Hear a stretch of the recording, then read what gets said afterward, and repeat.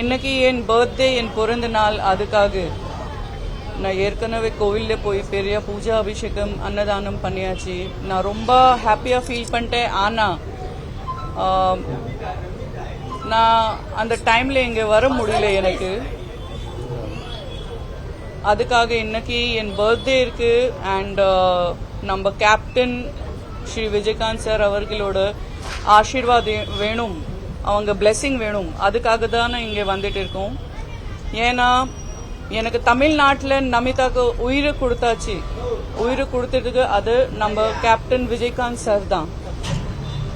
So இன்னைக்கு கடவுள் அப்புறம் நான் விஜயகாந்த் சார் கிட்ட வந்து அவர் பிளெஸிங்ஸ்க்காக இங்கே வந்துட்டு இருக்கோம். ரொம்ப கற்றுக்கிட்டேன் அவர்கிட்ட.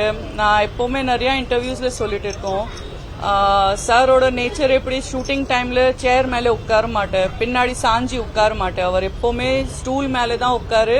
அவங்க பின்னாடி காலரில் ஒரு நாப்கின் இருக்கும், இங்கே ஃப்ரண்ட்டில் ஒரு நாப்கின் இருக்கும், இல்லைன்னா மேக்கப் இருக்கும். அந்த ஷர்ட் ஸ்பாயில் பண்ணக்கூடாது.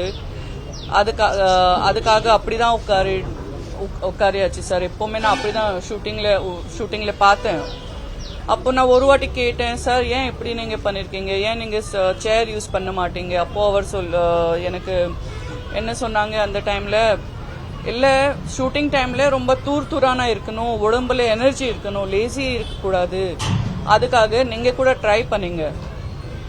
அதுக்காக நான் ஃபுல் படம் அப்படி நான் கூட அந்த கொஞ்சம் ட்ரை பண்ணியாச்சு. அந்த ஸ்டைலில் போய் கொஞ்சம் அக்செப்ட் பண்ணணும் அப்படி. ஆனால் எனக்கு அந்த வரல. ஆனால் சார் எப்போவுமே ஷூட்டிங் டைமில் ரொம்ப பங்க்சுவல், எப்போவுமே ஸ்டூல் மேலே உட்காரு, ரொம்ப ஸ்ட்ரெயிட்டாக உட்காரு, ஒரு ராஜா மாதிரி, ஒரு கிங் மாதிரி. எனக்கு அதெல்லாம் ரொம்ப மெமரிஸ் இருக்கு, நிறையா ஞாபகம் வரும் எல்லாம்.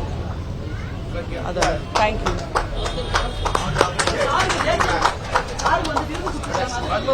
பத்மபூஷன் வருதுக்கு. ஆமாம், அதுக்கு வாழ்த்துக்கள். ஆமாம், ரொம்ப வர்தி ஒரு அவர் சூப்பர் ஸ்டார். வெரி ஹாப்பி, ரொம்ப ஹாப்பியாக இருக்கேன் அதுக்காக. தேங்க்யூ. நன்றி.